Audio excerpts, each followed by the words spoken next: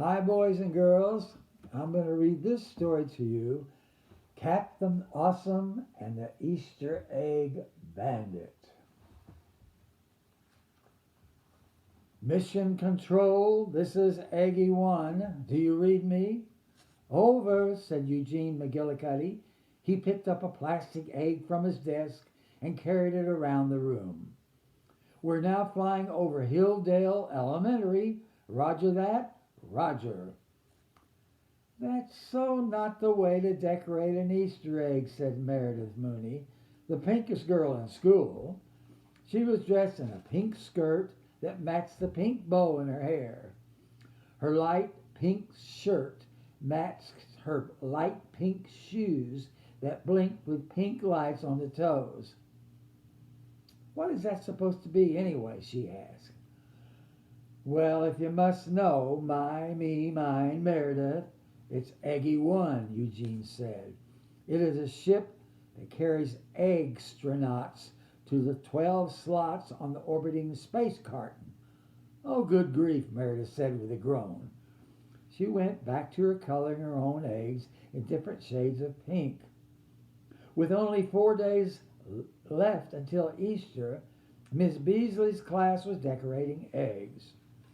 Wilmer Eisner and Betty Alpha worked as a team, each painting half of each other's eggs. Gil Ditko was off in the corner working in secret. Dara Sim was busy painting her eggs black.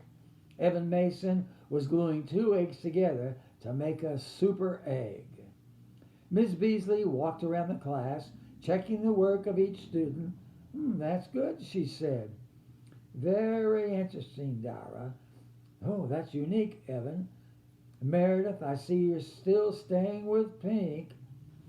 Well, is there any other color worth coloring eggs with, Miss Beasley? Meredith asked. Check this out, Miss Beasley. Eugene cut in. He held up an egg. It had a tiny blue door painted on it. I call it Eggtopia. It's where the tiny egg people live, safe from the deadly maple bacon warlords. Miss Beasley smiled and quickly moved away. Hey, she likes it, thought Eugene. Eugene dipped his brush into green paint and painted a zigzag onto his egg. And that's the control panel for the force field. Eugene got the name Eggtopia from that time Super Dude fought against the evil Easter Boney, the skeleton pirate in Super Dude's Holiday Egg Extraction number 3. What's that you say? You haven't heard of Super Dude, the world's mightiest superhero? Are you a stranger in this planet? Do you live in a world surrounded by an eggshell? Super Dude is just the greatest comic book superhero ever. Eugene was so inspired by the heroic adventures of Super Dude that he made his own superhero suit. When he put it on, he became Captain Awesome. Captain Awesome bravely went wherever evil was, and wherever his mom drove him, mighty. Eugene's best friend, Charlie Thomas Jones, was also a big fan of Super Dude. He became Nacho Cheese Man, the only hero with the power of canned cheese. Cheesy yo! The last to join their team was Sally Williams, dressed as Supersonic Sal. She was lightning fast. Her sidekick, Funny Cat, was pretty cool too. Speedy go! Together, these 3 heroes and the class hamster, known only as Turbo, formed the Hilldale Superhero Squad. Squad up! But for now, there was no evil in Miss Beasley's class. The next day, they entered Miss Beasley's classroom. Kids were busy putting their backpacks in their cubbies. Others were taking their seats and getting out their papers and pencils to start work. Charlie checked the hamster hutch and said good morning to Turbo. He seems fine, Eugene. By the time Eugene reached his desk and sat down, he knew something was horribly wrong. But what? What was bothering him? Eugene reached into his desk to pull out his Easter eggs. He felt again. And again.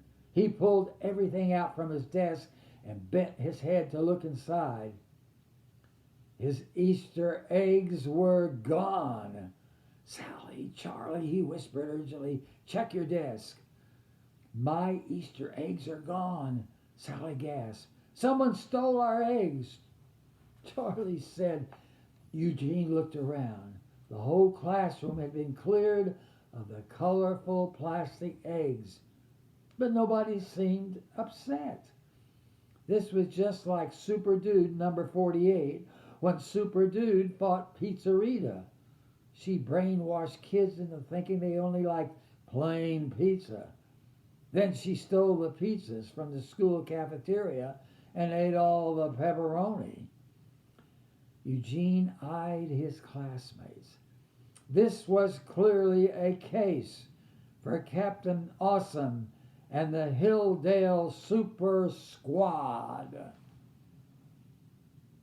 "I know who really stole the Easter eggs," Eugene told Charlie and Sally before class started. "But it will take all of us to stop him." "Was it the abominable Eggman?" Charlie asked. "Or the Hen of Doom?" Sally guessed. "No, worse than all of them put together times 50 jillion. It was Peter Rottentail," Eugene replied. "I knew it," Charlie gasped. Then he added, "Wait, who's Peter Rottentail?" "Only the most horrible villain of the holidays," Eugene replied. "He's the one who sets up his bad guy headquarters at the mall and makes kids comb their hair and dress in scratchy clothes." Charlie nodded. "And he smells like old peas." "So what's the plan?" Sally asked. A super secret Hilldale superhero squad strike on the mall? "If it is, I'll need to ask my mom's permission first." "We can't do that," Eugene replied, "because Peter Rottentail's headquarters are too guarded." "No, because mall security banned me for a month again," Eugene explained. "Could I please have everyone's attention?" Miss Beasley said, cutting off Eugene. "I have some very exciting news for you." "Oh, I love very exciting news," Charlie gasped and spun around in his chair to face Miss Beasley. "Some of you may have noticed that your Easter eggs went missing yesterday," Miss Beasley began. "And I know who did it," Eugene cried, jumping from his chair. "It was Peter Rottentail. He wants to make a mountain of scrambled eggs to feed his evil rabbit army." I had the villain in my grasp. Eugene clenched his fist. But a security guard made me leave the mall empty-handed. Miss Beasley stood silent and blinked several times. "No, Eugene? Peter Rottentail, was it?" "No, he didn't take the Easter eggs," Mrs. Beasley explained. But, Eugene stammered, "he had to be the one who stole the Easter eggs. He has a secret undercover spy working for him, the Thumper. You should see his dark eyes, staring, always staring." Meredith rolled her eye. "Sit down, you germ. No one cares about your underwear agent," she said. "Undercover agent," Eugene corrected her. "The reason I know that Peter Rottentail didn't take away the Easter eggs," Miss Beasley continued, "is because I did." Suddenly the teacher whipped out a pair of fake bunny ears and then put them on her head. "Say what?" Charlie gasped. Everyone fell into place for Eugene.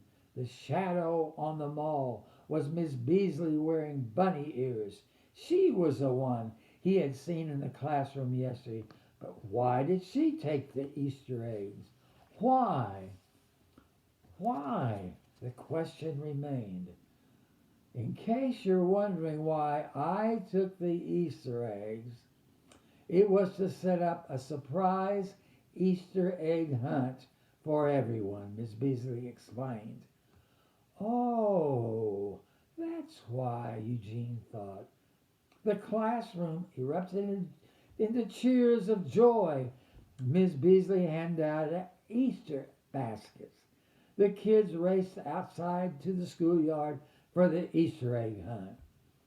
I hope you're not too disappointed. It's just a plain old Easter egg hunt instead of a supervillain's evil plan, Mrs. Beasley said to Eugene. She handed him a basket. Well, actually, fighting bad guys and saving Easter would have been awesome, but I think an Easter egg hunt is even more awesome, Eugene replied. And way less evil, Charlie added. And I'm going to find more than either of you, Sally said. Eugene, Charlie, and Sally raced out the door, ready to have the greatest Easter egg hunt in the history of egg hunts.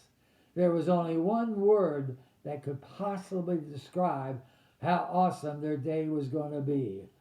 Mighty!